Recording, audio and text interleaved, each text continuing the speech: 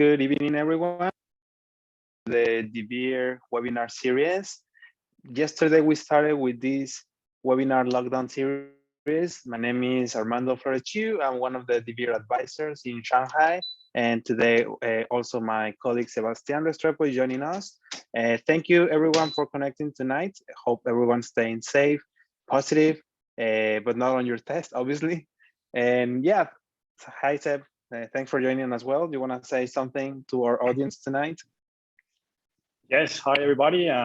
Glad to be here. I will be more glad if we were in different circumstances, but this is live and this is what we got. But we're here positively giving some information to people, and hopefully people can get some value from these webinars that we're doing all this week. And yeah, happy to help all the community. So for those who don't know, the webinars that we had yesterday was about financial freedom, the road towards financial freedom. So if you're interested to find out how to calculate how much you may need in retirement, because it was a very dynamic webinar last night, you can also let us know either on comments and an email, or the recording is going to be available, so you can go back to that one. And tomorrow we have another one, same time, 7 p.m. with the GAM management team, which are going to talk about what's the impact of this lockdown to the Chinese market. And this may be interest because we have lots of clients asking us, when shall we buy Chinese stocks, or is this a good time? So today we're not going to touch into that.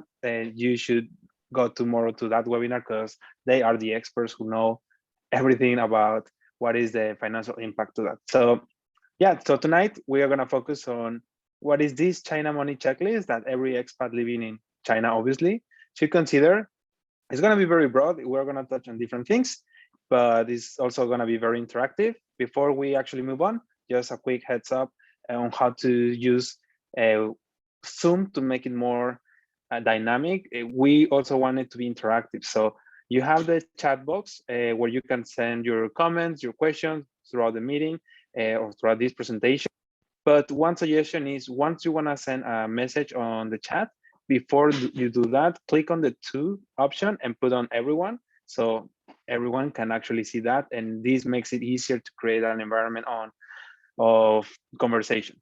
So without further ado, I'll pass to Seb so we can get started, because we're gonna first talk about, or also find out what's the feeling of the audience.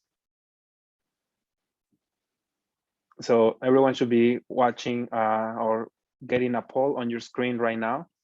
So yeah, Seb, you can explain about this poll and see what's going on with it. So the idea behind this little poll that we want to know is basically what drove you into this webinar today. So that will give us an idea of what can we address during the webinar as well. And that will give us an idea when the questions come, like, okay, maybe you're more interested in repatriate my China savings. Okay, so we can address more answers to that. Or you're more interested in invest as an expat, or maybe all the above. So it's just to give us a little bit of idea of what drives you into this webinar, so we can also give some feedback to you later on and make more webinars like this. So to start, the pool basically says, what is biggest money concern now as an expat? And it gives you 4 options: repatriate my Chinese savings, invest as an expat, where to send my money, or other. Yeah, also, if the answer is other, actually, I'm gonna share the results very soon. Almost everyone already participated, so thanks everyone for sharing your feeling. But yeah, if you think it's other, also feel free to put it in the comments, so we also know what is it that we didn't cover. I think we gave enough time, so we can end the poll now. And let's share the poll results so people can see that you're not alone. Very likely what you answer, many others as well did. So Seb, go through these answers so we understand a bit more of the audience, and then we can get started. All right. So we were thinking most of it will be repatriate Chinese savings. Surprisingly, it's actually invest as an expat. The majority is a little bit more interested in that, which is actually makes a little bit of sense as well. The repatriate my Chinese savings makes sense as well, because we are suffering lockdowns, a little bit of uncertainty in the market. We don't really know what's going to happen. So it's a little bit of fear or the unknown. but we're going to address some of those issues. We're going to give some solutions in terms of what we can do and what you as an expert can do as well. And basically, Armando will go also through some parts in terms of the investment as an expat, and we'll try to cover those topics in the questions as well, if you have more questions about that. Yeah, so yeah, very surprising. We actually did the same webinar a week ago, and it was very balanced between invest as an expat and repatriation of money. So yeah, it's very pleasant to see that people also want to do something with their money. And yeah, being an expat has a extra layer. So entering into the topic, the idea of this money checklist is divided into 3 main areas.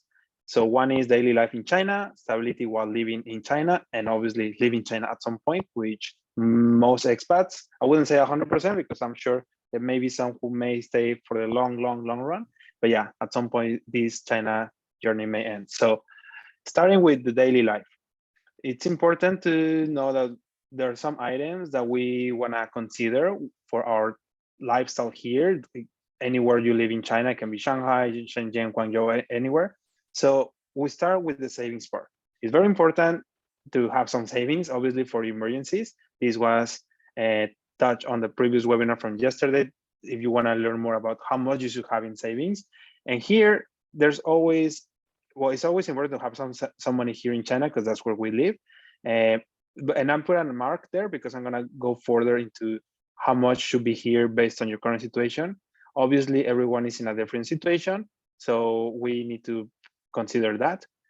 Having a credit card is not a must, but I think it's something that could be useful for certain things. For example, buying tickets, if you want to go back home, for sure, most websites, they require a credit card or even go to hotels.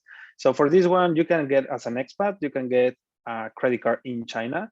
And I know there's always the myth like, oh, it's impossible. You need to put 100,000 deposits or you need to have a lot of Guanxi. Yeah, most of the time that's true, but there's still some solutions in some cities and branches. So we can also guide you with that if needed, or also getting one back home. So that's why there's a little home logo. And moving to the next part, which is very important as well for pretty much every expat, is to have different types of insurance. And where you're gonna keep that one, at the end of the day, this is just a suggestion. You can do it as you please, but based on our experience, for medical insurance, it doesn't have to be just a Chinese one, but it makes sense, especially now that it's not that easy to be traveling. A medical insurance in China, if your company is not providing that for you, is a must for pretty much any person. We don't want to be that person who needs to go into a WeChat group and create a flyer to collect money because we had an accident. We've all seen those, and it's sad what happens, but it can be avoided by having a basic policy, and it's not that expensive. And disclaimer, we don't offer medical insurance, but we believe that is a very important thing to do.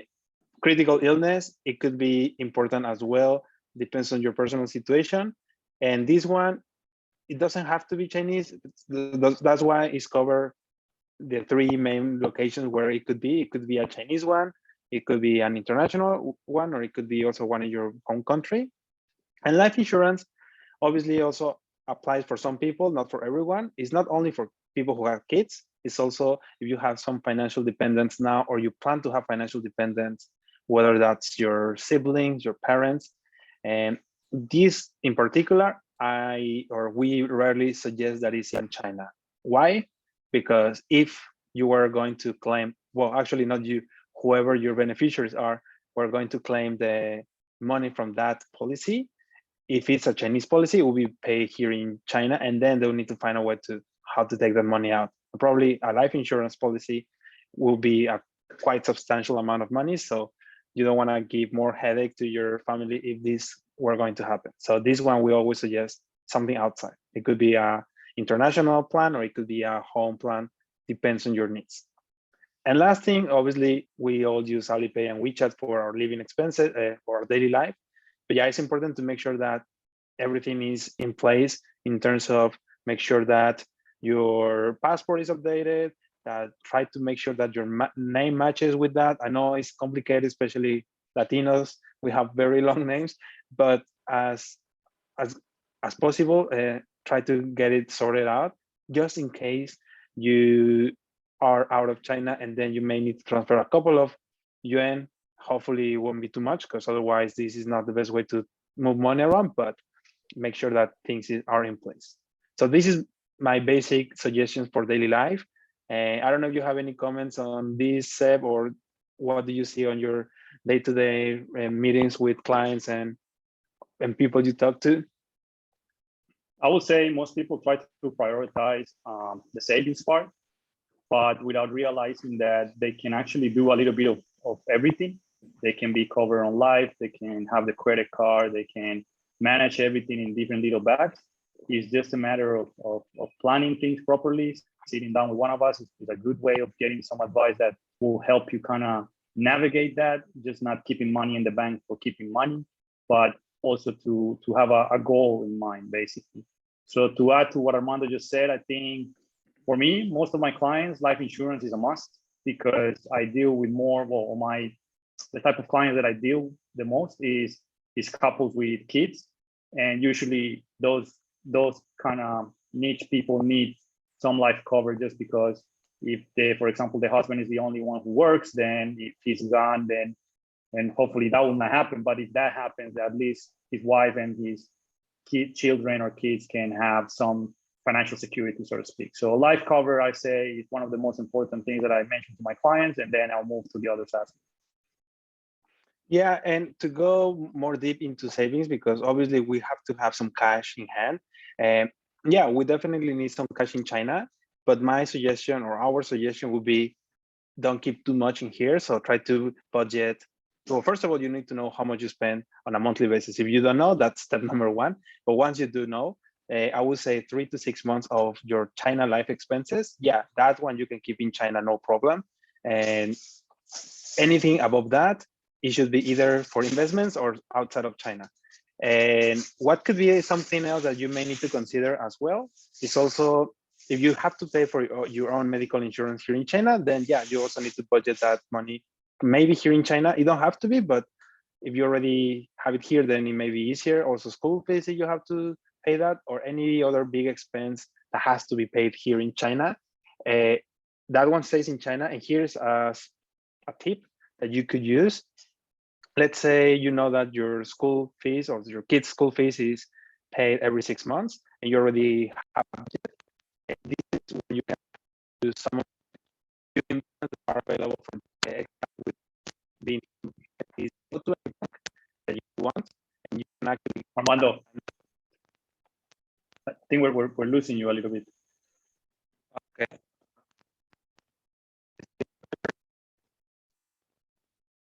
Yeah, I think your sound is a little bit weird. Just check the connection a little bit, please. All right. Apologize, people. As you know, working from home is not the ideal thing, but we do our best. Yeah, yes. There you go. Now you're fine.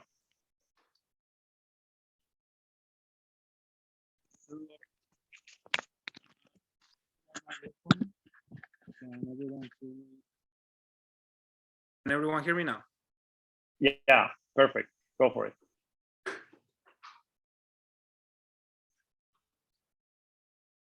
Okay, good. All right. Apologies to that. Yes, I think maybe it was the Wi-Fi, maybe it was my earphones. So I'm getting back to where I was talking about, which was keeping some savings. So the little hack is go to any bank account and you can actually get a time deposit. So that means you can lock the money that you know you need to spend in maybe 6 months into, this is the name, it's called Tinti Tsun Quan. I think it's actually with K, sorry about that mistake. And yeah, then you will get some little interest in that, and every expat can actually access that. So yeah, that will be my tip of what you can actually do in a Chinese bank. But before we move to the next one, we would like to make another poll to see where is actually people keeping most of their savings, not investments, just cash, to also have a feeling. Is people, or are people actually keeping that money in China, or are you keeping it in your home country, or in an offshore jurisdiction, or a mix of every place? So we also can have a better understanding of what are expats doing nowadays to keep their cash. So we'll give some seconds more to people to keep on giving their answers. I think that should be enough. It's already, most people already answered. Let's end the poll. So let's share the result. You can see that over 40% of people keep their savings in China, and that's very normal, very common, at least from what I see on my job. Same for you, Seb? Yeah, same. Makes completely sense. They have a little bit outside, but most of it should be here in China. Yeah, so that's fine. It's normal. Again, our suggestion is try to don't keep more than what you need for 3 to 6 months of living expenses here in China. And anything else, try to find another location, either back home or a third jurisdiction. So that's our take on what's important for the daily life. So for the next one, Seb, you're gonna go through stability in China. So tell us a bit about. All right, yeah, there you go. All right, so one of the main things that we as expats, and I mean we, because we as financial advisors also face the same challenges that you guys face on the daily life, or basically when you're living in China for long term, is basically how do we deal with what governments provide back home? Or how do we have at least some sense of what other works, for example, companies provide back home? For example, one of the most common things that we deal with is retirement accounts. Most of us here in China have a serious lack of retirement provisions for later retirement, basically. And this is not something that is it's everybody's kind of responsibility to do it, but it's very normal. So I want to be clear that most people in China, most expats in China, lack of retirement savings. And it's a little bit normal because the government in China doesn't really provide much information about that, and it's complex, it's bureaucratic, it's really hard. So one of the things that we do as financial advisors is that kind of help you navigate that system, not the Chinese system, but actually the offshore system, in terms of like how can you access some savings plans, so to speak, where you can have some money in 10 years, 15 years, 20 years, and so on. But not only that, you also have to have a target and a goal and see, okay, if I want to retire with a certain amount of money because I have this certain lifestyle, how much money do I really need to enjoy that? And most people, what they don't realize is retirement is expensive. It's extremely expensive, and people need to save a lot of money, and not only save but also invest as well to make that ends means when retirement comes.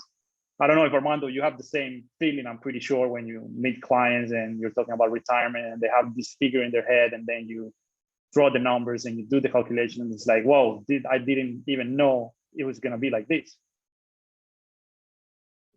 Yeah, exactly. Actually, this was covered yesterday in yesterday's webinar. So if any of the attendees are curious about what is the actual calculation, obviously you can talk to any of the deVere advisors. Also, you can watch yesterday's webinar. Today, we're not going to go into the calculation correct, because that's not the topic, but yeah, for sure, it's never the amount that you think. Yeah, correct. The other thing that you should think about is stability. And if you have children, if you have kids, education plans are important. If you're thinking about sending them for some X or Y university, or maybe they will not go for an university, who knows? But it's better to have the funds if they decide to go to it. So education plans is something that you should also plan for. In terms of wealth accounts, what we call the wealth account is more about, it has to do more with tax liability. And it basically means that we try to help our clients to mitigate their tax impact, whatever they live from or whatever they go back home. You don't want to face too much burden in terms of taxes. So we kind of set up some wealth accounts, and not only to mitigate that, but also to help them invest the money and basically grow money. On the will and the estate planning, that's more something that we don't really do directly, but we do have the contacts of people who might need to set up a will or estate planning or things like that. And we can set up that very easy because we have a very broad reach through the company, and we can get that very easily. And some of the things that most expats don't know is that we can actually get mortgages as expats. And this is massive for expats because most of people who live here, more expats who live here, tend to buy properties as an investment. And that's a very good point as a terms of investment and stability. However, some majority of people always want to buy cash, which I'm not against it, of course. I mean, if you have the cash and you can buy an apartment or whatever property, go for it.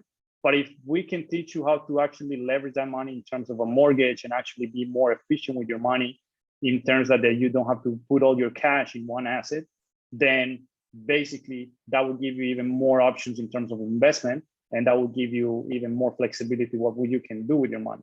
So having a mortgage is not necessarily a bad thing, but it's actually something that can help you actually increase your investment, so to speak.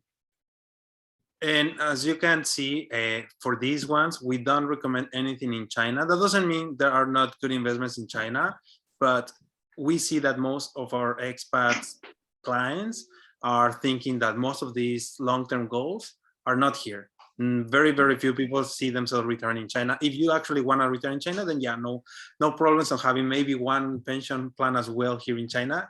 But most of the expats are not in that scenario. And that's why we suggest it should be something out there. And doesn't need to be always offshore. It could be also sometimes something back in your home country if that goal is required. But ideally, you want to do a mix, having a stability, something in your home country, sometimes in a third jurisdiction if it's stronger. And yeah, it's just find ways to diversify and see what applies to you as well. So before we go to the next one, we have another poll. Yeah, and what I like to add as well there is that a lot of expats have mixed couples. So I deal with mixed couples as well. They have Chinese partner or male or female and an expat, right? And that complicates things a little bit because maybe the Chinese partner wants to have some things here in China as well. And for example, Armando is married to a Chinese local, and he has to navigate the marriage negotiations as well. So what we usually recommend what I recommend to that kind of couples is diversify, always diversify. So if you want to have some assets here in China, that's okay, but let's not put all our money or all our investments, all our savings in just one place. So that's why I would also add that even if you're married to a local, it doesn't mean that you cannot have some investments outside of China as well. Yeah, so with that in mind, let's launch the next poll, which is obviously about stability. So here, this is a multiple choice, so you can choose as many as you want. So this is more about what are the areas, based on what we discussed, that you feel that you should be improving. And yeah, just to also have a feeling of what's everyone doing and what are the areas to improve. I'll also tell you what happened yesterday. I think it was a mix of retirement as the top, followed by property investment. So let's find out what's going on with the audience from today. But yeah, it's very interesting to see already get more than half of the people submitting an answer. Thanks everyone for this. But yeah, very important. That obviously today's webinar is more of a guidance. This checklist applies for some people. Some of the things may not be applicable to you, but definitely it's important to be at least have the knowledge that I didn't know that I can get a retirement account as an expat, or I can even get a mortgage as an expat. Obviously, we're talking about mortgage outside of China, not a Chinese mortgage. That's a different story.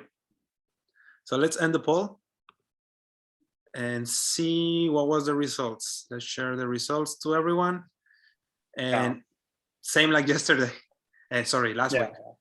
Most people feel they should be improving their retirement provisions. I mean, that's pretty much everyone in the world, not just expats in China. I think that's a global problem. and also improving property investment. So yeah, that's very normal. Then followed by wealth accounts and education planning and inheritance in the last spot. But that's very, very common. So let's move to the next part, which is, I think, one of the reasons many decided to join tonight. Well, not the only one, because we're worried, so that also investing is very important to most attendees as well. But yeah, it's about leaving China. So for this one, I'm gonna cover on 3 items that I think are very important when you are planning your end of this journey in China. It's very important to have an international bank account because at some point you want to repatriate your savings, right? So we're talking about moving your money that you have here. You need an account somewhere else. You'll be surprised, but there's lots of people that I've met that the only bank account they have is in China. So what happens if you leave? Where are you going to send that money? You cannot just stay in China and then you go to a new country, open a bank account and transfer it online. You know that in China, or if you don't know, to make international transfers, you have to go to the branch physically, show your passport, show all your documents, and then do the transfer. So you're already outside. This is not going to be an easy way. So even if you're planning to move in a year or later, start setting this up. Don't wait until a few weeks before that, because either getting a bank account in your home country or international takes time. So that's one of the first things to make sure that you do it. Second of all, start finding a way how to get your tax proof of your Chinese income, because without this, you cannot do an international bank transfer in the normal way of going to the bank account and submitting all your tax reports. And it's getting easier than before. If you already set it up once in the tax bureau, then you can download the rest of the documents online. But I think for the first time, at least in Shanghai, because obviously every city is different, every province treats this tax information in a different way. But yeah, try to set that up, collect the documents. And also make sure that all your Chinese accounts, you have access to online banking that is working well, in case you are already out of China and it's very hard to move back here. So this is the same as what I mentioned of the Alipay and WeChat. Make sure that you can actually use the app, test it, that you can transfer money to a friend or something, in case you actually are locked out of China and you don't see yourself coming back. So at least you know that you can online transfer the money within China to someone else. And maybe this is not the ideal way to do it, but it may be that you may need to swap with someone for some cash. So these are the basic things to consider when you are planning to leave China, on how to repatriate in a relatively smooth way everything that you have. On that point, Armando, I will emphasize that tax proof of China income is very important. Yeah. And you also need to talk. You have no idea how much people I've talked to. They say, yes, we have paid taxes and everything like that. But when they actually do the digging and go to the tax bureau on each city that they are, they found out that maybe the company they work with, they didn't pay the taxes and things like that.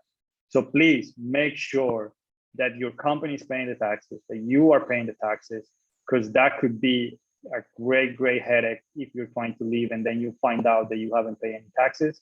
Then that money is going to be even harder to move. So my advice is always check with your employer as well. Is my taxes on record? Is my taxes on the date? And also ask your employer as well, how can I get access to these? Help me with these. I want a report of this every month, and so on, so on. Yeah, actually, if there's already some comments that I was missing on the chat box related to this. Someone asking about how to get access to or how to do it online. So if you already did it once, I think Diego mentioned here in the comments, you should be able, as already Paras responded there, that as long as you already did it once and you have access to the IIT system, which is a individual income tax, directly from there, either from your computer or your phone, you can download it with all the tax records that you want.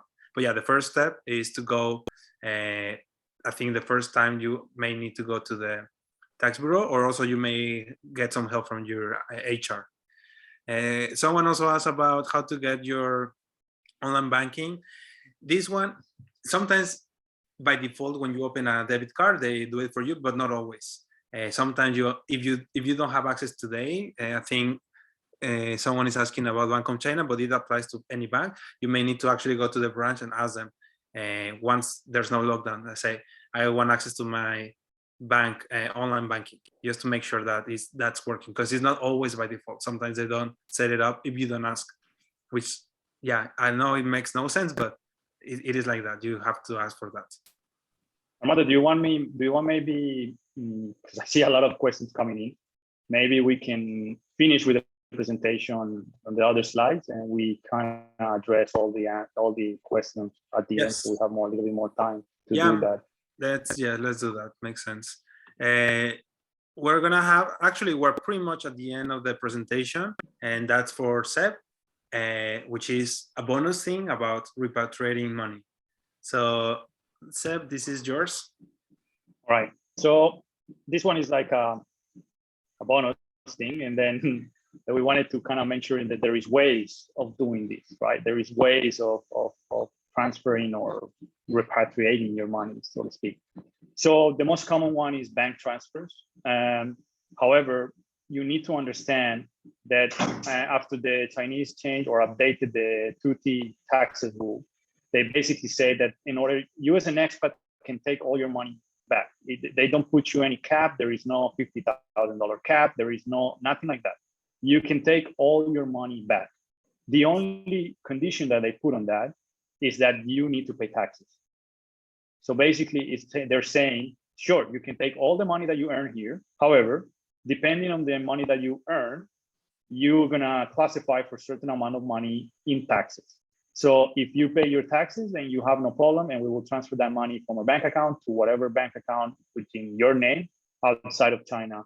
We will send it, no problem. It takes 1 day. The cost is maybe 200 RMBs. It's actually quite cheap. The exchange rate is not something significantly impact. The transfer is actually done in 1 day, which is not the ideal, but it's more the headache of gathering the documents, the tax proof, that the companies actually pay the taxes, and so on, so on, so on. But that is the most straightforward solution that we found, is just that you need to pay taxes. Simple as that. In terms of investments, we do have one way of doing it, that we actually have to link to a Chinese credit card that we as a company, deVere, because we have such a long track record in China. We've been here more than 10 years, and we have a relationship with China Construction Bank, and we have access to a Chinese credit card. However, it's a Chinese credit card with a security deposit, which sounds kind of weird, but it behaves like a credit card, which means that it acts in all sense as a credit card. You can defer payments. If you don't pay your payment, they will collect your interest, and so on, so on. But we can get you access to that, and from there we can link that credit card to, for example, an education plan or a retirement savings or a life insurance that you can pay with that Chinese credit card using your renminbis, and that will go into a investment for retirement, for example, in US dollars, pounds, euros, or other currency that you want.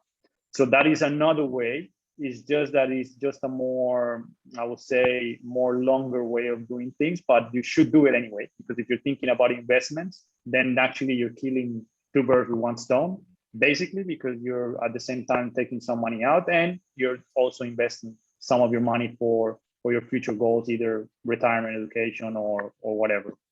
And the other option, which is not the most convenient, I would say, it's the most convenient, but it's not the most, I don't want to cross here and say illegal, because it's not really illegal. You can give money to Armando, for example. I can give money to Armando and he can give it to me back and whatever, but it still creates a little bit more questions and more problems. For example, when you do a swap with somebody outside and then you give your home bank account, then somebody or third party sending you money to your bank back home might say, why are you receiving money if you're living in China? Who is this money from? You might face questions, basically. So it's not the ideal way.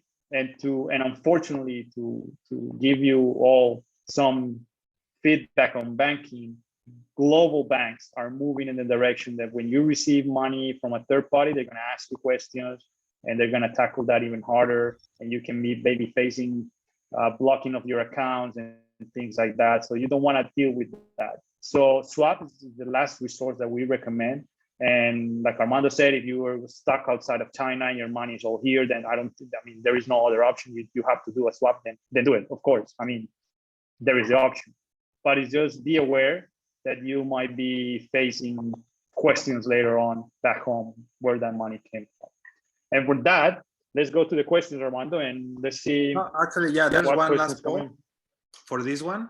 And yeah, so Oh, yeah. one all about this area. So we want to also learn what is the most the way that you use the most for repatriating your money right now. Obviously, we're not going to tell anyone, don't worry. We just want to understand what's most people using right now. There's also crypto that we didn't mention, but yeah, we included it because that's also a way to do it. But yes, through investments, P2P swaps, bank transfers, or crypto. So as of today, what is the way that you use the most to take money out of China? And I will share also the overall results so people can understand what's happening or what our most expats, at least the ones who joined tonight, are doing. Also, we're very excited because tonight's webinar also got very popular, got a lot of interest. We got over 100 registrations, probably more than that. I didn't check 10 minutes before, but yeah, that means many people, well, they have a lot of time these days, but also are very interested in this topic. So that's very good. And thanks again for joining. So let's end the poll and share the results. And yeah, very similar as last week. Most people are using bank transfer, more than 55%. So that's good. That's the most straightforward, at least using the financial system. And then it's followed by swaps, which is very common. Our suggestion is, yeah, we're not gonna help you for doing that, but try not to use it.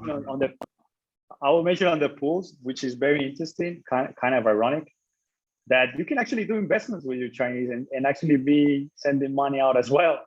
So for all of you who haven't started in the investment lane, talk to us. We will give you a solid advice. We will give you an honest and transparent advice about how to do things smoothly, convenient, and how to make your life easier basically in China so you don't have to deal with things. Yeah, definitely. So I think with that, we can actually move to the Q&A. I mean, there's already some comments and questions in the chat box, so we can start with that. And yeah, I mean, the important thing is like we say we are living like an expat, but the question is, are you actually banking like an expat as well? It's not just saying, oh, I'm eating food from different countries and traveling all the time, but also you should treat your finances the same way. So live like an expat and bank like an expat. So let's go. Armando, do we do this? Do you bring people into to speak, or we'll just answer? Well, first let's answer the question. But yeah, there's Jeffrey who is raising the hand. So if you wanna send your question in the chat box, or you wanna come and open your microphone and make a question as well, that's fine. You can just raise your hand and we'll allow you to talk. The person who raised their hand, Jeffrey, already you put it down. I don't know if you still want to talk or not. If you do, you can raise your hand again so we can allow you to talk. If not, it's also fine. So I think for now, don't be shy. Join us. It's okay. He put his hand down. So let's start with the ones in the chat box. And there was one from earlier from Jason Mora about, now my company is paying half of my salary as tax and the other part from a different account. Will I have a problem? All right. You go with that. All right. Taxes. The short answer is yes. You're going to have issues with that because you need to understand that whatever they're declaring from the company's account is what is going to go into the tax or labor bureau, basically. So basically, if you're receiving money from the company, let's say 10,000 renminbis, and that's the money to be declared, then that is the money that you're allowed to take out. If you're receiving money from another account, which is that's not linked to your company, then you're just receiving money.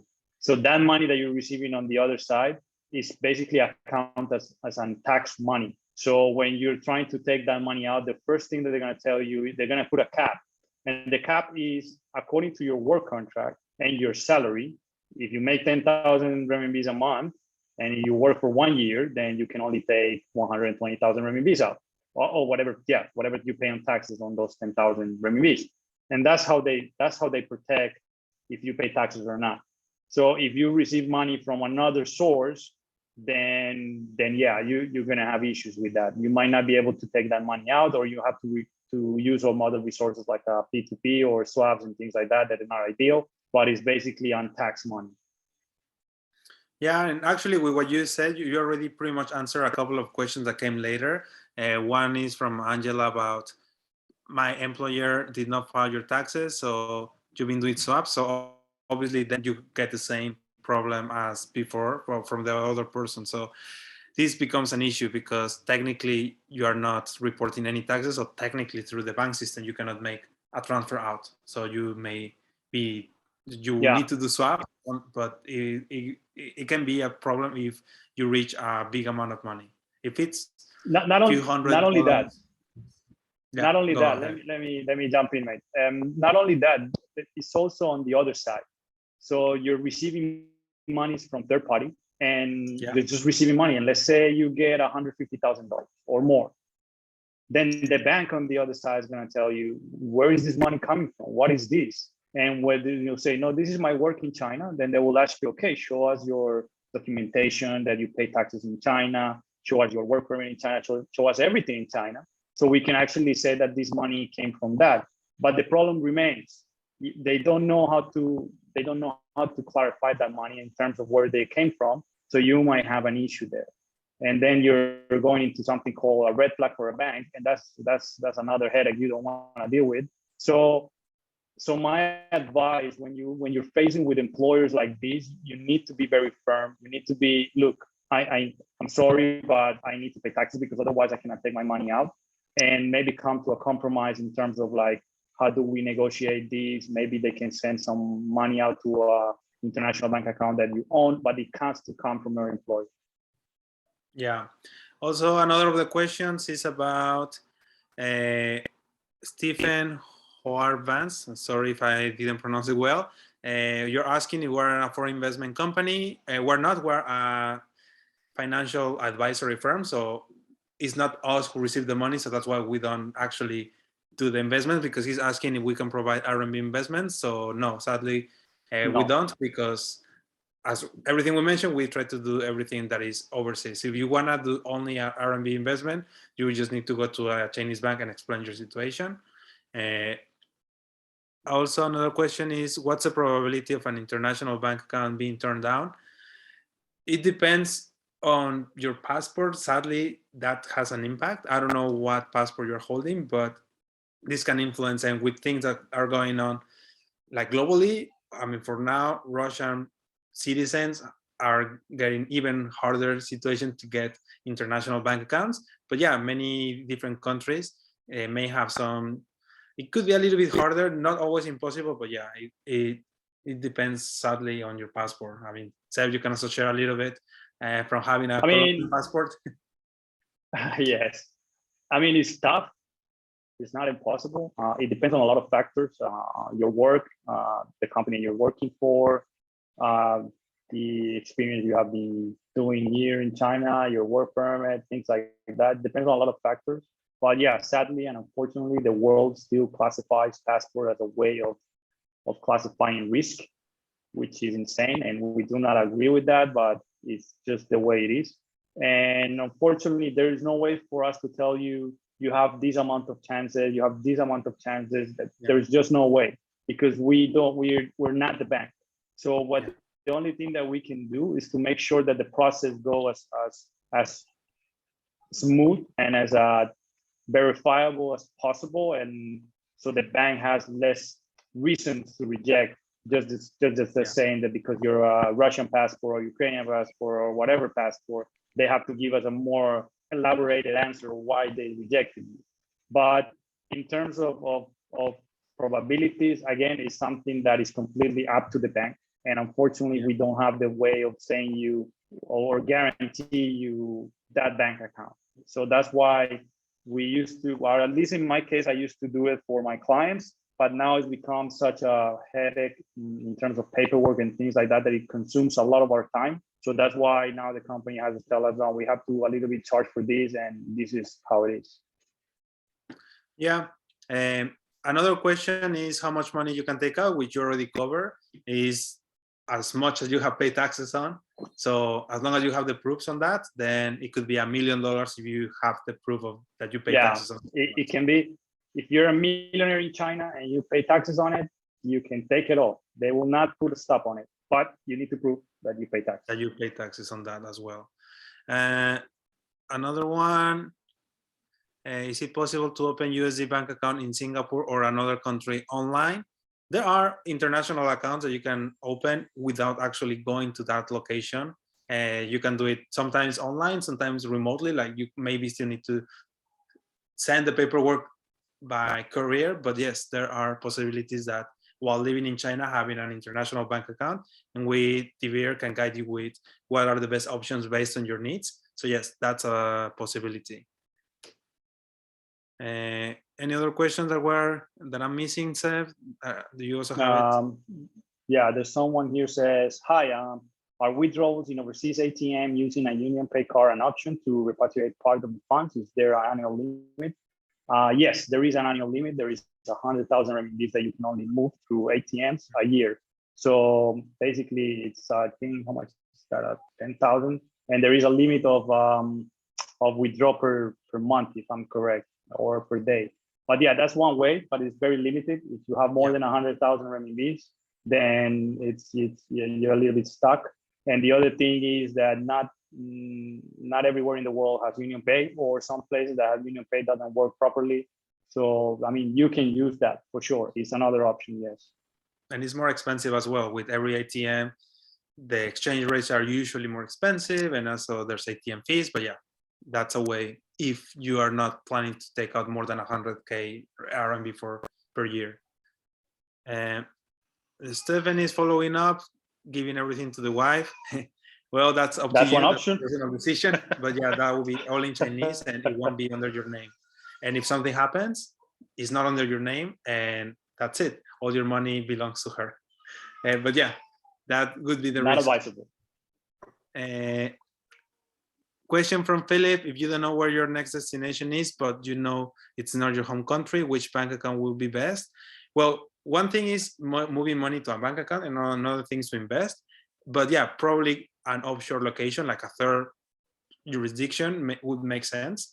Whether that's savings or investments, yeah, I think it could be a best option, because it gives you more flexibility to have it in an international jurisdiction that later you can decide where to draw it back to your new destination. We have another one here saying, once you leave China, how long do you have to repatriate your currency? I guess you're talking about how long will your bank account will be frozen, I guess. Probably, so that would depend on how much time have you left since you left, basically, when did you leave? And it would also depend on if you can actually move them. If you register on online banking in China, you can probably move it to somebody else and do a swap. I would recommend do that as soon as possible. And but of course, if you have a lot of the money here, then don't go over the limits. It's 50,000 renminbi, I think a day, if I'm correct. So don't go over those limits, because they will block your account and then it make you come to the bank and things like that. So just be aware of that. But yeah, once you're out of China and your money is here, it's gonna be tougher. It's gonna be definitely more hard to move the money. You have to find people that you trust, especially trust a lot, to give them the money and they can do a swap for you and things like that. Yeah, and I think, so we don't run out of time. There's one more question, but at the same time, I wanna launch the last poll, which is about how do you wanna keep in touch with us? Because obviously we talk about different things, and there may be some other questions that you were either not able to answer or you didn't think of yet.